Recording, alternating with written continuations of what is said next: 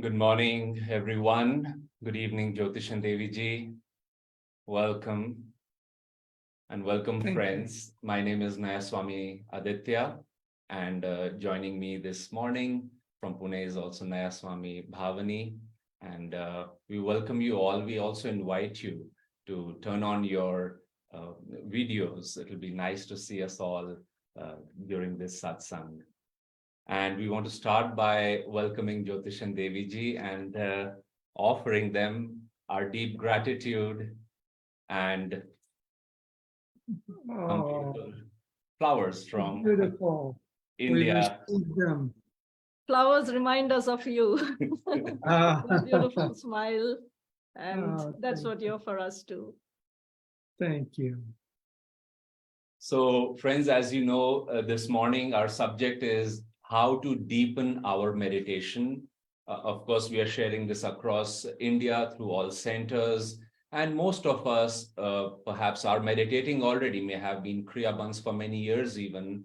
But then also, as it happens in time, new meditators or people who come on the path will be seeing this satsang beyond Ananda also. So we want to invite you to post in your questions. If you have attempted meditation, you have faced challenges with that, we have Jyotish and Deviji today to help us with this very vital theme on the spiritual path. And I'll take a minute to introduce Jyotish and Deviji, even though all of us know them very well. I like to think of them as our spiritual parents. I remember so many years ago, seeing, of course, Swamiji, being with him, seeing you, Jyotish and Deviji, with Swamiji, it was a feeling of family that, oh, how wonderful. There was a sense of deep welcoming, recognition, love.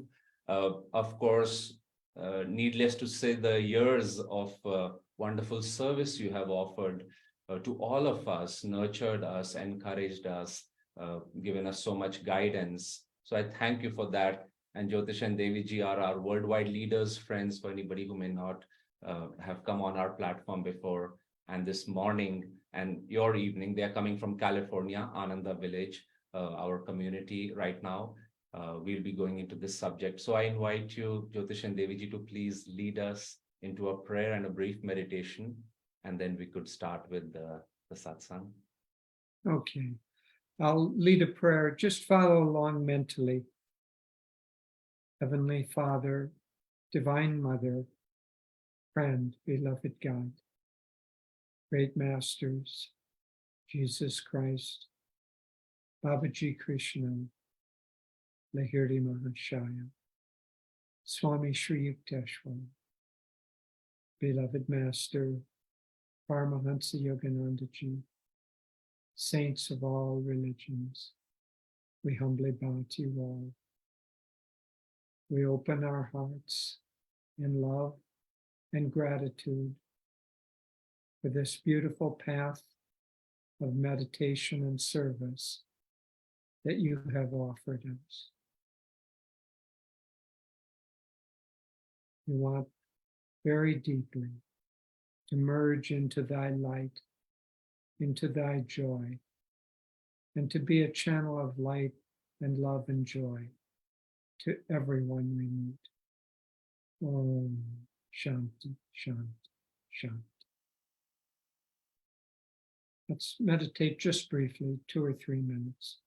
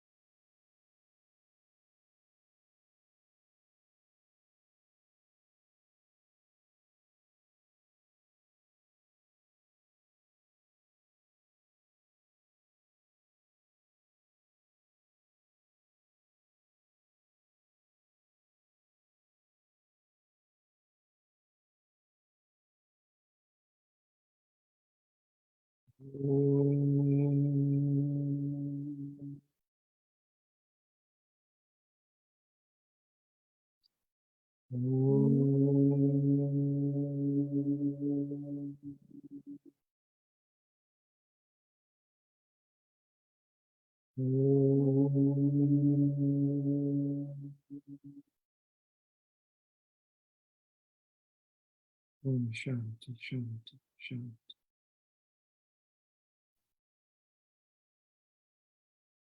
Welcome once again, friends.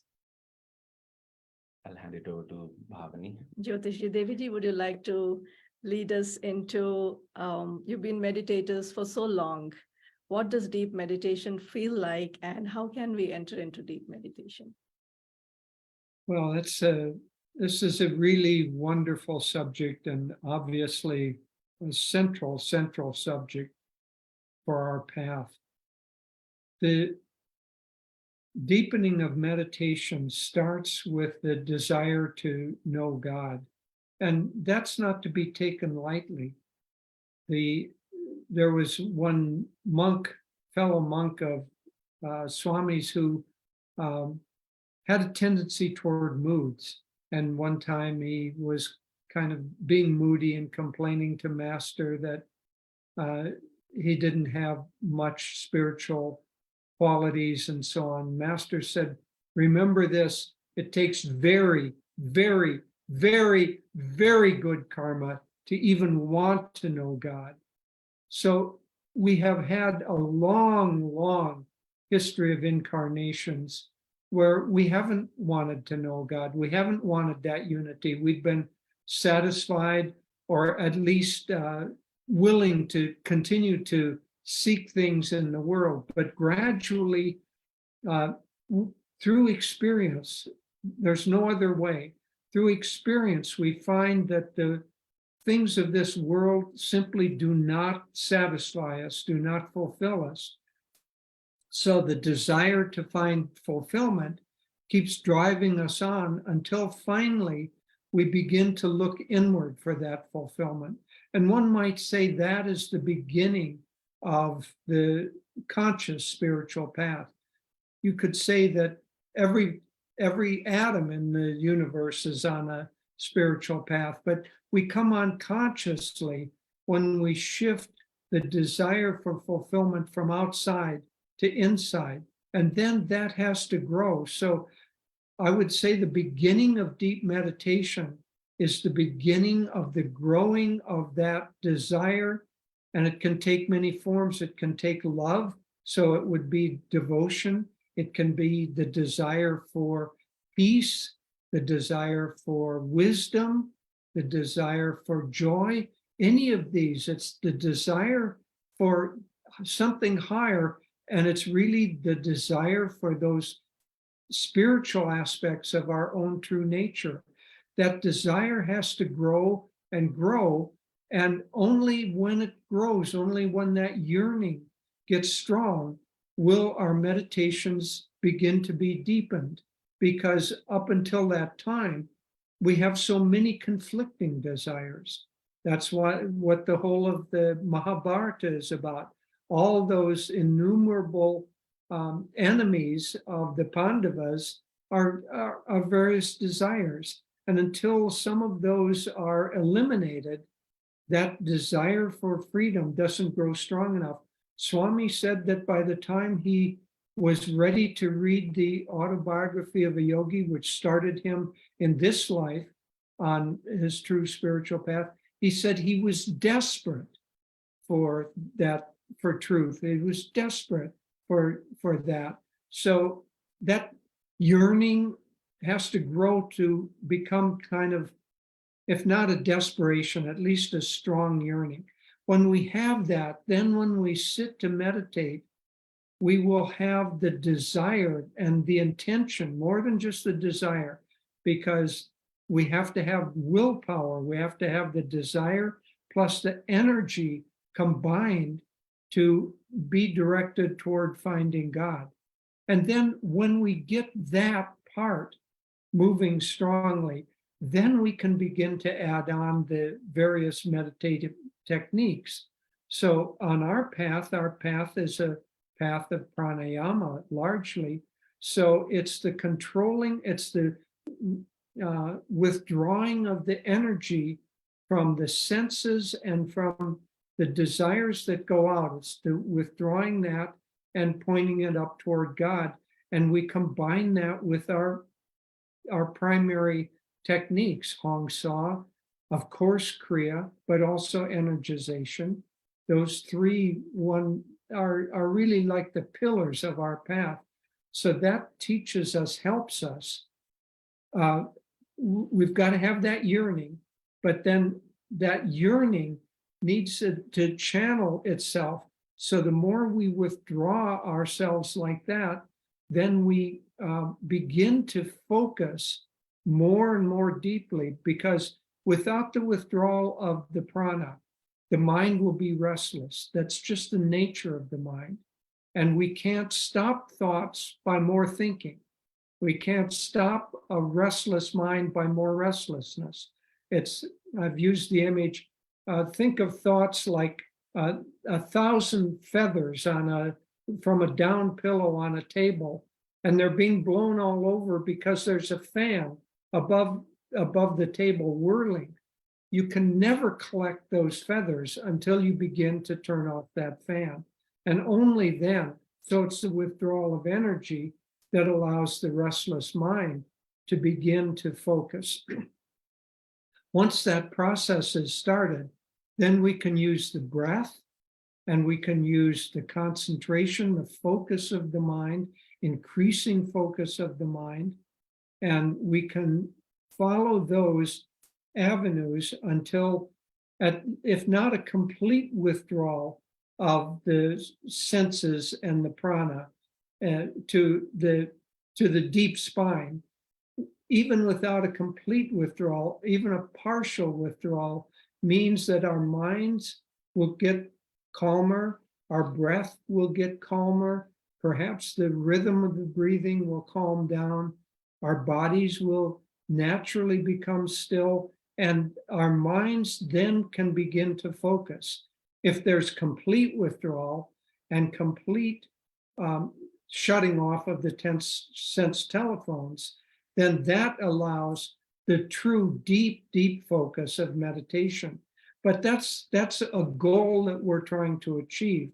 It isn't something that occurs spontaneously of itself early on, unless you've done it in past lives. But by that process, day by day, week by week, month by month, year by year, we keep directing our energy with daily meditations combined with proper living, because you can't meditate and have the energy withdraw and yearning for that union and then dissipate it completely in your activities and create more and more desires, get that fan whirling faster and faster, and then say, well, why can't I meditate?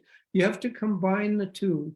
And so, but if you do combine those two, it's a gradual process, one might say, of spiritual evolution, until that yearning becomes something that is so central to your nature that your mind doesn't want to go elsewhere.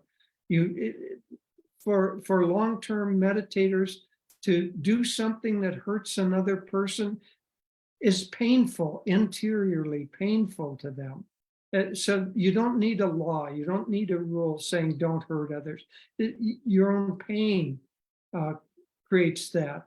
And conversely, being kind or loving or helpful or supportive brings joy to yourself, not just something that is a duty, you're supposed to do this. But this process continues, one might say it feeds on itself until your life is primarily just focused on achieving that union. And as you do that, then meditation will naturally deepen. But even then, it takes discipline, it takes regularity, and it takes longevity, it takes perseverance. But by these means, our meditations will become deeper.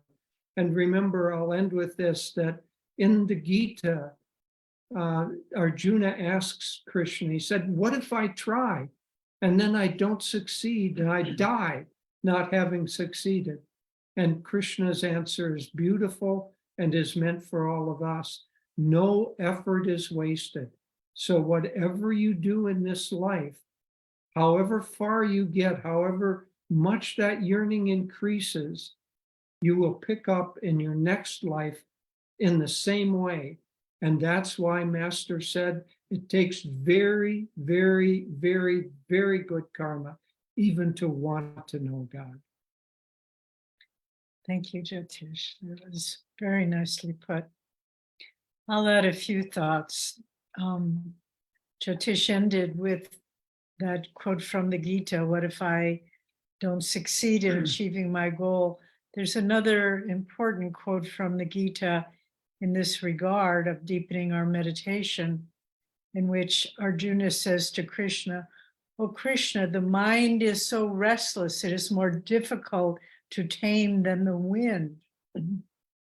And Master explains that what this means is that the restless mind is always swirling, but the wind, that's prana, that's our breath, and it gives us a point of concentration to begin with. And that's why the majority of our techniques on our path are pranayama techniques, Hamsa, Kriya, and so forth. But I want to touch on just a few points, kind of as guidelines for a meditation. First, not just one meditation, but a lifetime of meditation. First of all, when we begin, for most of us, there's an interest there, but we're not sure that, am I going to do this for the rest of my life? But little by little, if we're lucky, if we have the good karma, we do continue. And so the first point really that I want to share is about perseverance. Make a commitment, even if it's for 1 year, even if it's for 1 month, but make a commitment. I will be regular in my meditation. I will set it as my time for meditation is a priority that will not shift according to what else I have to do in my life. And so commit and persevere. If you can, that's your foundation. If you're, well, today I'll meditate, maybe tomorrow I won't, you won't get anywhere. I promise you that. But if you can make a commitment to regular, consistent meditation, that's the foundation. The next step is to look at, and someone asked a question about the restless mind. Well, this is the problem with meditation. All those little neural pathways are firing all the time, memories, plans, emotional reactions, all those things, they're going on all the time in our mind.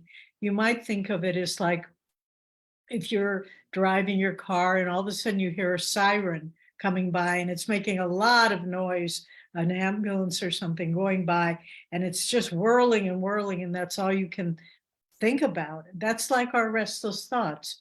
But if you just sit still and you don't drive, then that siren will move on and it becomes more and more quiet until finally you can't hear it at all.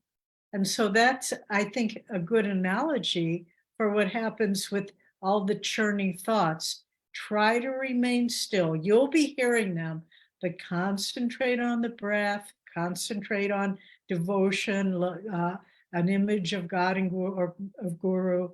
And little by little, those thoughts move off into the distance. And maybe they'll be whining and still, but they're not captivating your mind.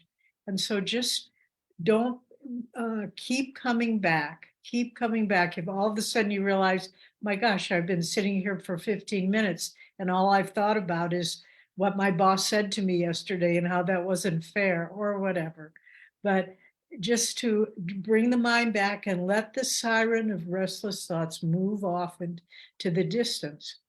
Another very important point is relaxation, to go deep in meditation.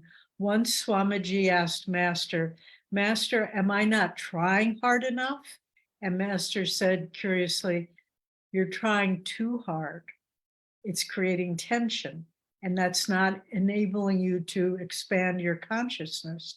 So you have to balance commitment and perseverance with relaxation and knowing that God is with you. There was a disciple of Master, Swami tells this story, who was always very joking and laughing and keeping everyone kind of distracted. And Master corrected him about on this point one time, maybe more than once, but in this particular occasion. And the man said to him, I want to change, Master, but how can I do so without your blessings? And Master looked at him strongly and said, God's blessings are there. My blessings are there. It's your blessings that are lacking. And so what does that mean in reference to meditation? It means to just realize that God is with me. And by saying your blessings are present, receive that fact that God is with you. And if you're tense and focusing, you're pushing God away. But if you're attentive, persevering, but conscious, but relaxed inside and letting those blessings come to you, it's a very important point. I think people who try too hard often get frustrated and then they stop. So to relax, to let that, to feel that you are present with God. And then finally, just to, in your daily life should be a continuation of your meditation. So there's a line in the Bhagavad Gita, abstain from action that will lead to further action. So I use this as a guide. Should I say something? Should I not say something? I inwardly ask, if I say that, it will lead to a more involved conversation. I'm not talking about business things, but in interacting with people or an activity that you undertake, just to think, is this helping me remain centered in myself?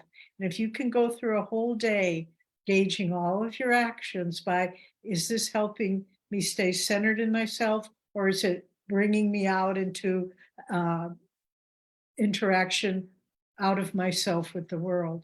So if you can use that, then your morning meditation continue out throughout the day, your evening meditation, and one feeds the other. It becomes a wonderful cycle that you go deeper in meditation, you're able to sustain that during the day, and then you return and go even deeper. So these are some thoughts that may be helpful to you. And now if you all have any questions, Maybe we'll just have a conversation with absolutely. Aditya and Pavani. Yes. Thank you so much for sharing, Jyotish and Deviji. You brought out so many beautiful points, and especially this consolation that Lord Krishna gives in the Gita, that no self-effort is wasted.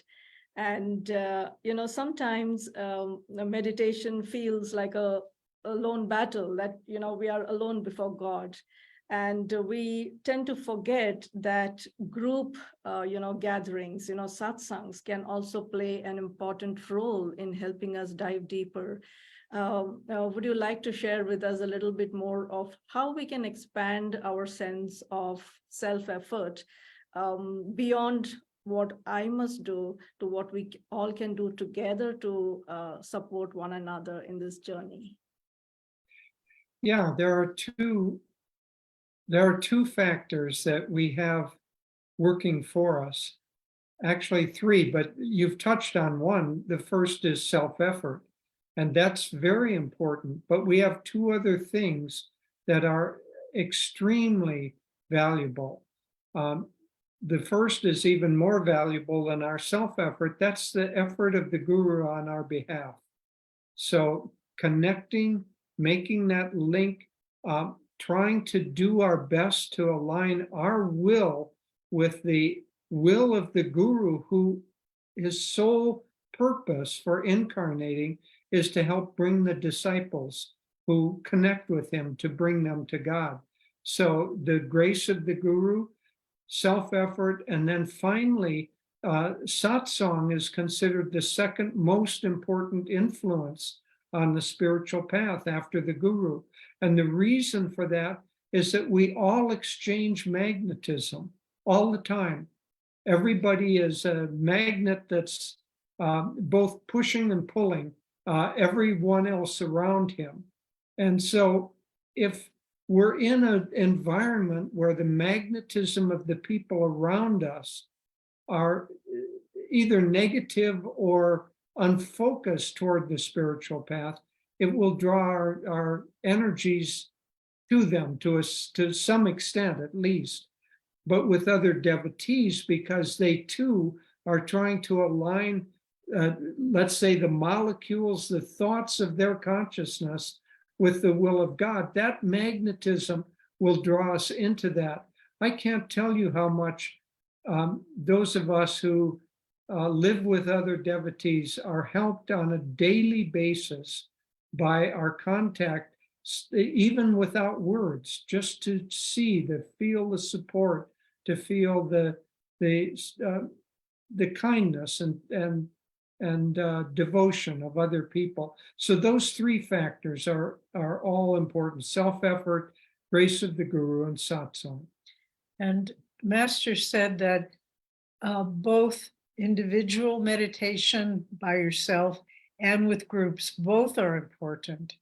And they also feed each other. But when you're meditating in a group, I think it amplifies your own efforts. It's Christ says in the Bible, where two or more are gathered together in my name, there am I in the midst of them. And Master interpreted that on a more subtle level, that where two or more of our thoughts are gathered together, focused on God, then he is also present. But both are true. And we've certainly had the experience over time that you can meditate on your own and it's rewarding and important. But when you meditate with others, it's a different quality. But it's also extremely helpful. Thank you, Jyotishi Deviji. Okay, so you mentioned about the importance of desire being supported by willpower.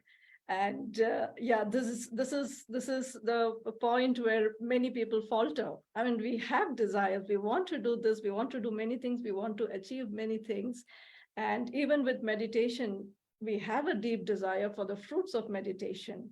However, the willpower that is needed to channel our energies, to channel our, distracted thoughts and desires, when it comes to putting out that energy, I think somewhere, work gets in the way, as Master would call it, the unnecessary necessities of life suddenly become, very important. If you can share with us a little bit more about tips or guidelines on how we can increase our willpower to align with our goal.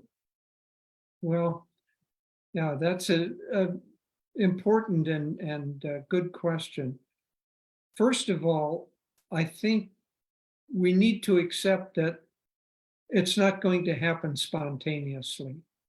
The world is at this time it's beneath, it's lower. The general consciousness of the world is lower than the general consciousness of the individual devotee who's seeking God, because they haven't got the very, very, very, very good karma, the world in general. So don't expect the world to step aside and support your willpower or desire for God. That means that we have to a certain extent, withdraw from too many worldly activities. And we have to get a little bit of a distance from them. So probably it's easier to begin with those times of the day that we have under our control that we would otherwise waste. Do something that is spiritually remindful or uplifting. And little bitty desires that are easy to ignore. drop those. Just say, I don't need that, or I don't really want that.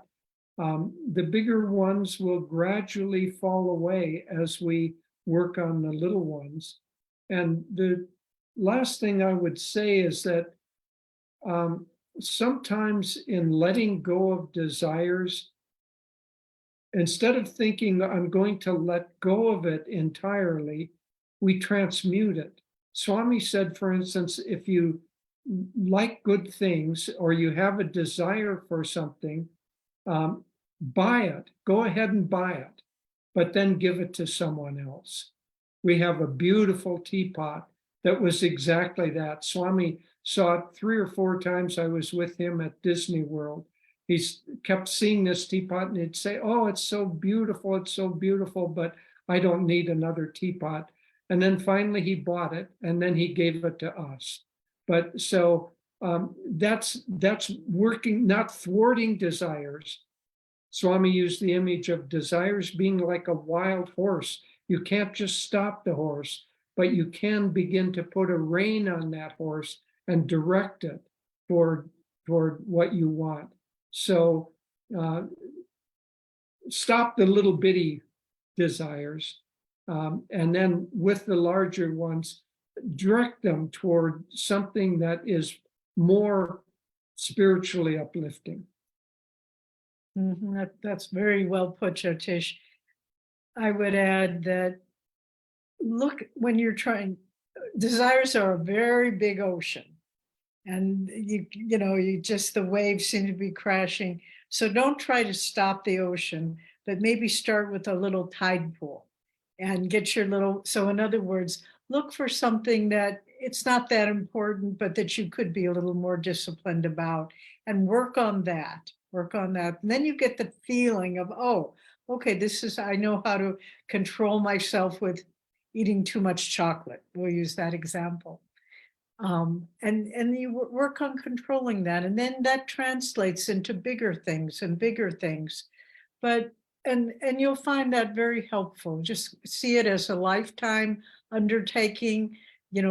We each of us change, our interactions with the world change over time, but there'll always be little karmic things that go off and, oh, now I want this or now I want that.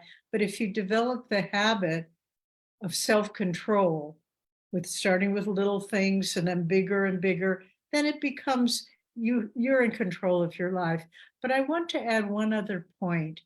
The times in which we live, as Jyotish mentioned, very turbulent times, very uncertain what the future holds, politically, economically, warfare looming on the horizon. We just don't know. But as children and disciples of Master, we are part of his army. He came to this world with a great mission, and that mission was to help mankind evolve during these beginning years of Dwapara Yuga, of turbulence and unrest and restlessness. And we have to understand, when we're talking about deepening meditation or overcoming desires, let's look at it in a bigger picture. It's not just for ourselves, it's for human evolution, and we're doing this together. And this, for me, this is very motivating. I think I don't have much motivation to acquire things for myself, but I'm very motivated to try to help further Master's mission. And if we can all do this, by the things we're talking about, deepening our meditation, overcoming desires, and so forth. And we need to take it seriously now, because mankind is in a very precarious position.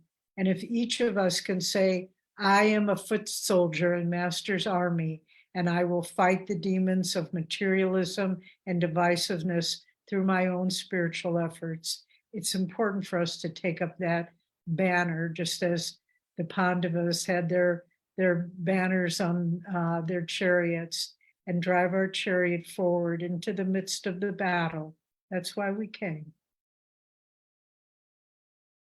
Thank you, Deviji. It reminded me just what you just said of that story where Master, I think was talking about the need to meditate more. Once he even called meditation the highest service one can render. And the following day, he asked Swamiji, did you finish this work I gave you? And Swami said, no, sir, I'm sorry, I was meditating. And Master said, in that case, Walter, meditate less, which was a little, in the beginning, it seems a little contradictory, but like you said, what the Master has come for, what he tells us is, it kind of becomes our supreme dharma, higher dharma. Jyotish ji, I want to go back and I want to thank you for mentioning in the beginning and merging very beautifully devotion and meditation, because again, to a newcomer, they seem contradictory sometimes. People say, hey, I'm a bhakti yogi, I like to think of God.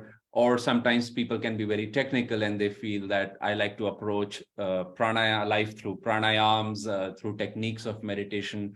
But I found that very inspiring, that as our desires get less, as our desire for God deepens, naturally we want to spend more time with him, and meditation becomes more than a technique. It becomes absorption, as Master said. As he said to one of the monks, he says, today you're not able to sit in meditation, but remember, and he told him, he said, you go and work in the garden, I'll meditate for you. But he said, remember, a time will come when you will not be able to get up from meditation. So thank you for bringing that aspect of devotion in our meditation practice and attitude. I wanted to ask you, Jyotish and Deviji, that you spoke about desires, but then there's another component, especially on our path of overcoming the ego, transcending, offering the ego. And I remember a statement of Master that we will not be able to go very deep in meditation as long as we have the thought, I am meditating. Could you a little bit elaborate on what is that? What kind of attitudes can hold us back over there? And how can we self-offer even that aspect of our ego?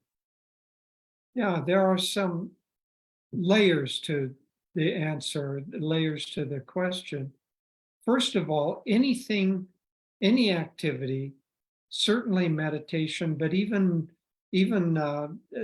any business activity, any sports activity, we can't do very well if we're thinking about ourselves. Swami would sometimes use the example of playing tennis, that if your opponent hits a tennis shot at you and your job is to hit that ball back, but you're thinking, gee, I wonder how I look. I wonder how the people in the stands are seeing me. Oh, am I pretty or am I handsome? You're not playing tennis and you're not going to be any good at it. And so self-involvement, self-thought just blocks the ability to do anything well. So one layer is, don't think about yourself when you're meditating. Think about the goal of your meditation, or think about the technique that you're involved in. And earlier I was also talking about withdrawing the senses. Well, in Patanjali's Eightfold Path, that's the fifth step, and it's the step just before the complete withdrawal that allows deep meditation. But let's look at even withdrawing the senses. If we identify too much with either the senses or the process of withdrawal of that blocks that self-thought, self-involvement, blocks that ability. A meditation teacher used this analogy, a very apt one, that as a mahout drives his elephant through a little village, the elephant going through the stalls takes bananas from this one, oranges from that, just creates havoc. So the wise mahout gives the elephant a little piece of bamboo to hold in his trunk, and he holds that up very proudly. And because his trunk is now occupied, he doesn't create havoc. So it is with our mind, and so it is with our senses. So rather than saying, oh, I'm going to stop my senses, pratyahara means shutting off the sense telephones. Well, that's the high stage of it. But before you do that, focus your senses on some object. not yourself, some object. And our techniques, if you think about them, the three most powerful senses are sight, sound, and feeling. And so let's just take Hong Sa technique. Why does Master say, feel the breath? Feel the breath coming in, because that engages the sense of feeling. He also suggested that you bring your finger slightly toward the palm and away. Again, that slight movement engages the feeling sense, the sense of touch. That's holding up that piece of bamboo. We look into the spiritual eye, the light there, that engages the sense of sight.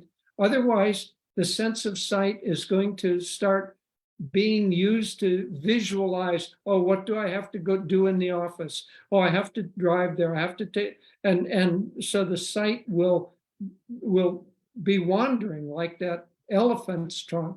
So give it something to focus on, the spiritual eye. Give it something, give the sound sense, hearing, something to focus on, the sound of Om. So if your mind is wandering, then focus on the light, listen to the sound, and feel the breath. Don't think about it, feel it. All of these draw the consciousness away from the thought of I, because now our focus is on a quality of God that will take us deeper into meditation rather than on ourself. And as that process deepens, then it is very natural for us to begin to feel that these things that we're looking at, the light, the sound, the breath, they don't belong to us alone. They're really God's, and the consciousness expands, but it needs to concentrate before it can expand. That's a wonderful answer, Jyotish. I'll add, picking it up from a slightly different thing about how to overcome the ego and using activities in our daily life. Someone asked a question about karma yoga. Well, true karma yoga is forgetting yourself while through the action that you're serving. And it means with deep concentration in whatever you're doing, self-offering, not self-interest. I've shared this story, perhaps you've heard it. Once Swami was moving into his unfinished home at the Crystal Hermitage, and he invited some of us over to come and help paint. And he was also painting, so the house would be finished and he could move in. And so we began painting. We painted for a few hours. Then Swami said, let's take a lunch break. We took a break for lunch. We came back and then we picked it up again. It was about, I don't know, 2:00 in the afternoon. And then we just kept painting and painting, and Swami was doing it with us. And finally he said, okay, it's been a long day. Let's go home now. And I looked at my watch and it was 2:00 in the morning. We had been painting for 12 hours. And Swami blessed us in that experience that we were so concentrated, we were totally unaware of ourselves. And that's what true karma yoga is. It's not just, well, I'll meditate or I'll do things. It's losing yourself in what you're doing because of perhaps love for God or absolute self-forgetfulness. But you bring those two together and then you bring them to meditation. And that's how we forget the ego, is that through concentrating on the higher state of consciousness, concentrating on the guru, concentrating on expansion of awareness, then real loss of ego is self-forgetfulness. And that was a lovely gift Swami gave us that day, where it was a little touch of what that state was like through karma yoga. That leads me to this question, Jyotish and Deviji. So, so there are times in our life, we have very good meditations, then we enter a dry period and we are unable to even sit for meditation. When we have those moments, is it better to just sit down for meditation, no matter how restless your mind is? Like, Saint Teresa of Avila would say, even if you had the most restless meditation, you still had a good meditation. Or would you think it would be good to absorb yourself in some activity, like, the blessing with Swamiji that you had of painting through, and you didn't realize how the hours went by, you were completely absorbed. And probably that would that also qualify as a good meditative, sense of being? Well, much as I would like to say yes, I don't think the answer is yes. But it's an uplifted activity. To the point of your question, I would say this: set a minimum below which you will not go. So you should do this if you're a Kriyaban. You should set a minimum number of Kriyas that you're going to do. Since you've made a vow to do Kriyas morning and evening, there should be a minimum number of Kriyas that you will not go below, both morning and evening. If you set that, first the universe will resist you, but then the universe will support you in that. So set a minimum, but then we do have ups and downs. And so it doesn't do any good to, if your minimum is going to be, I'm going to at least meditate a half hour in the morning, and I'm going to do 36 Kriyas. Let's just hypothetically set that. So that's your minimum. But if you're dry, you're restless, you're not engaged, then end it more or less at that minimum. But then if what you would really like to do, if your normal pattern is an hour or an hour and a half, then maybe listen to spiritual music or chant or sing something. But do the next hour that you would normally be meditating, do something spiritual to fill in, but not necessarily meditation, because you're resisting that. But I would say have a minimum, try to do, if not the very best, if you're too resistant, then find a substitute that your mind will accept and do that substitute. But the mind is like a willful child. And if you give into it, the child just becomes more self-willed. It needs to be taken in hand, and the mind needs to understand that you are in charge, not the restless thoughts. The soul nature is in charge. And so, we can't state highly enough the importance of regular meditation. We dry periods, ups and downs. Sometimes I think anyone who's been meditating for any number of years has had the experience, well, you'll be going on a period of real inspiration where you just feel, wow, God's right around the corner here. And you're just moving along chugging along like a train going downhill towards enlightenment. And then all of a sudden, the bridge has fallen out and you're stuck.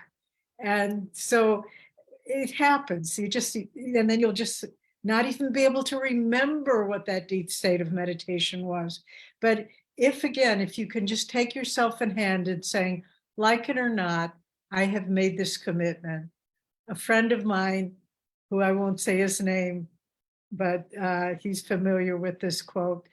He said, I don't know if I can find God in this lifetime, but I have made a commitment in this lifetime, I will stay the course. That's a very, very good attitude, a very good attitude. Commitment to daily meditation. And if you can do that, it's as though, really, it's like a little spoiled child, the mind. As long as you keep giving into it, it will make more and more demands. But when you say, that's it, no more, it kind of whimpers a little bit and then it quiets down. So take charge of the desires that pull you away from the path and just say, no, not in this lifetime. Just a very simple thought. You might think of God as your employer. So when you feel like you don't want to meditate, think of it this way. If you thought, oh, I'm only going to go to work when I feel like I want to go to work, is your employer going to pay you for having that attitude? Well, if you say the same thing with God as your employer, I think I'll only meditate when I feel like meditating. God isn't going to pay you. His coin is bliss, where the employer pays you in rupees, but the bliss is better. But you won't get paid unless you do the work. And to continue that analogy, there's no inflation with bliss. Okay. Thank you so much. And we don't want a recession either. We No. we want a super abundance. Depression. Yes. Okay, so some questions have come online. One of our devotees is asking, it's challenging to establish consistent practice.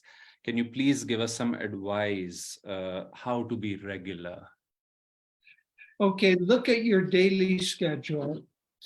Find when you have the time under your control. For most people, that means in the morning or in the evening. But find when you have your time under control, and then set a time at which you're going to meditate. And then for at least a month, make sure that you follow that timing. That's just not a question. You're just going to do that. If you will do that, as I say, make it the most convenient time for yourself, so you don't have the resistance of, oh, I have too much to do. Make it that convenient time, but then just make the commitment, the promise that you're going to meditate, if nothing else, for at least 5 minutes at that time.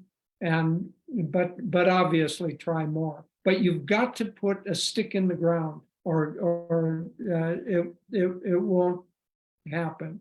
So start with something that you do that is not too onerous for yourself, for your mind, for your willingness, for your schedule, but then stick to it. And then once you have that little bit of territory, then you can expand on it. And sometimes it's helpful if you don't have someone to meditate with on a regular basis. We had 2 young women who grew up at Ananda, and then they went off to college, and they were living in different colleges across the country, and they were living in dormitories where nobody else was meditating. So they would call each other every morning. Did you meditate? Did you meditate? And yes, I did. So they would, they would have a meditation buddy. Have a meditation buddy, and that can help you stay regular. And then again, ultimately, even the ability to meditate is God's grace. So if you're having a hard time, don't think Master, or don't think God, or the great ones, Krishna. They're unaware of it. They're very aware of it, and they're on your side. And so if you're having a hard time, just say, Lord, help me. I can't develop the discipline without your grace, and I'm trying. And the help will come.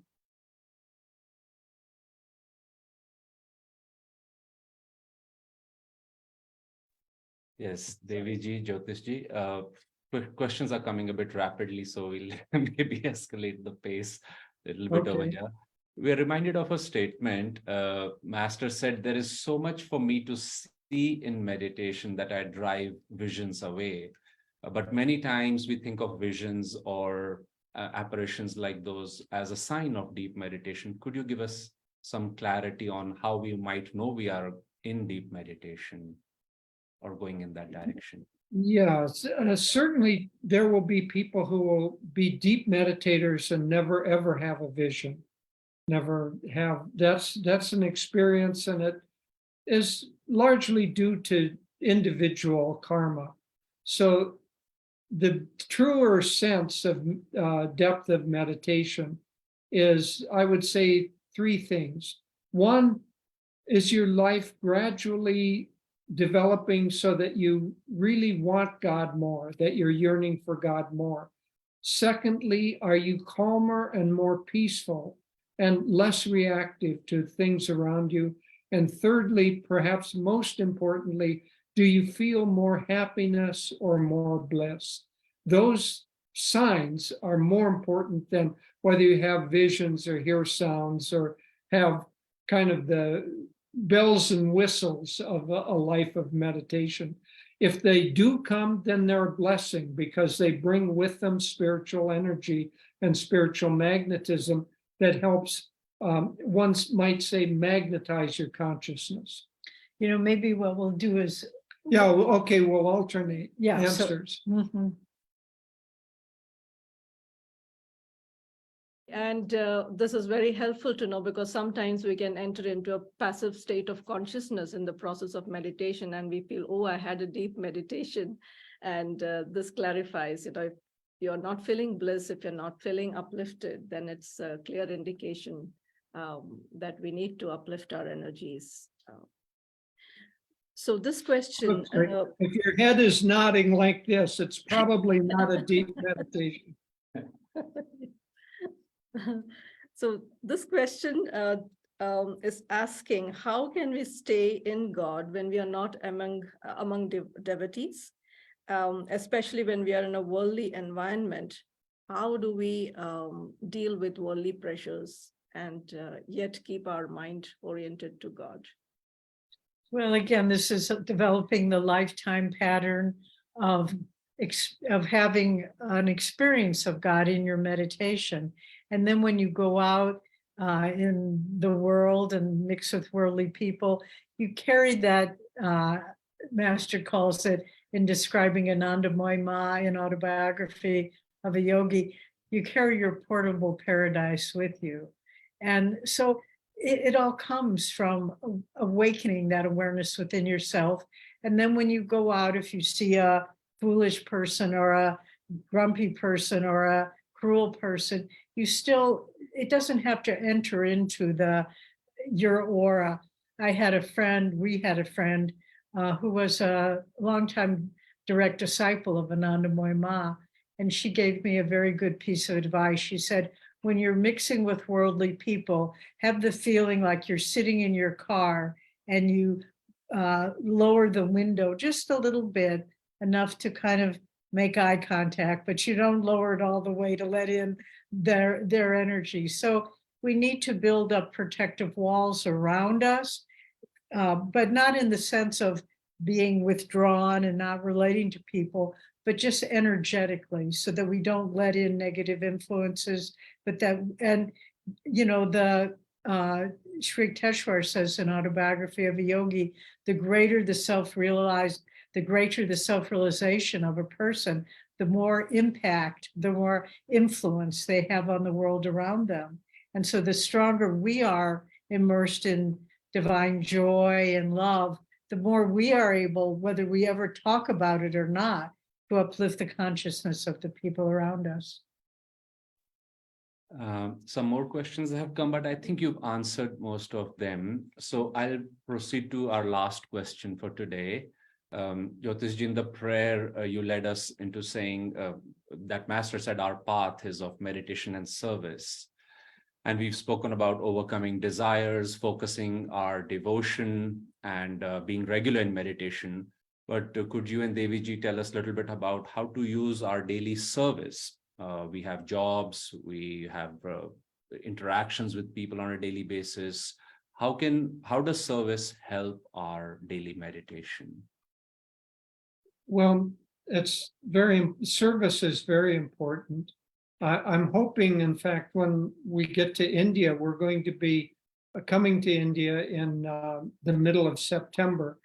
I'm hoping that Devi and I can start on a book on service, Ananda Seva, but because it's a very, very important part of the path. It's one of the best ways to work off past karma, is to try to help other people, to serve other people, to serve God and the gurus. So to understand that it's spiritually freeing in and of itself, service is. Secondly, if you do it in the right way, it expands the heart. And until we have an expanded heart, we're not going to be able to go very deep in meditation. So serving and really caring about the people, sincerely caring about the people that you're serving with. You don't have to think, oh, I'm the top and I'm just serving these lowly people. Just think of them as your friends, as your spiritual family. And naturally you're wanting to serve them, but the more you concentrate on their welfare and not thinking about that service allows the flow of self-forgetfulness to become stronger. There are many, many aspects that we could go into. We could do and will do a whole course on service. But finally, if you can, it's not always easy to do this, but try in many times during the day to consciously bring to your mind in whatever you're doing, whether it's at the office, in the home, anything that you're doing, bring consciously to your mind, I'm doing this with you, Master, and for you, Master. And if you can include God or Guru in your activity, it automatically will raise it to a higher level. And just some closing thoughts, perhaps. You know, the wonderful concept of nishkam karma, action without the desire for the fruits of action. This applies both to karma yoga, action, and Raja Yoga, meditation. So in whatever we're doing, whether it's a job or caring for family or whatever it may be, helping the poor, if we can do it without the sense, without any need to be recognized for it. There's a story, one of my favorite stories of a saint in India, that he attained a great state of God realization, and Krishna appeared to him and said, I will give you any boon. What would you like? And he said, my only desire is that wherever I go, wherever my shadow may fall on that person, may they be healed or blessed, but may I never know it. So even in our service, not to look for recognition or fruit, and the same is true for meditation. Meditate without the desire for fruits of meditation. Meditate only because you are doing it in self-offering to God. If you can perfect that attitude, you will have no trouble going deep in meditation. Thank you so much, Jyotish and Deviji. I'd like to invite our audience now to please turn on your video for a moment and let's have just a minute of satsang with Jyotish and Deviji. I'd like us all to them to see us, and then we could maybe do a minute of meditation after that. Oh, it's so nice to see our friends. So many of you are very dear to our hearts, and those that we don't know, you're potentially very dear to our hearts. My Yes. goodness. Part of our hearts are always in India, and Yes. we are a little bit feeling like orphans when we come back to America. Okay, well, that was very nice to see you all. We will see Jyotishji and Deviji for longer time in India this time, friends. So we're really looking forward to being with us. Until then, we feel like orphans, Jyotishji and Deviji. So we look forward to your return very soon. And we are And I deeply just want grateful. I want to say hello to Suvarna. I see you on the screen. Namaste, dear friend and sister. She was here for quite some time with us at Ananda Village, and we miss her presence. But we'll see you soon. And we miss your cooking. We are deeply grateful, Jyotishji Deviji, for your time, energy with us. It's late evening for you. We really hold it as a blessed, sacred time whenever we have this program with you. And we will see you next month again in conversations. And till then, stay well, stay blissful, and we look forward to being together again. And you all keep the banner of Master's work flying high in the air for all to see. Yes. God bless you all. Thank you, Jyotish and Deviji. Thank you, everyone, for attending. Jai Guru.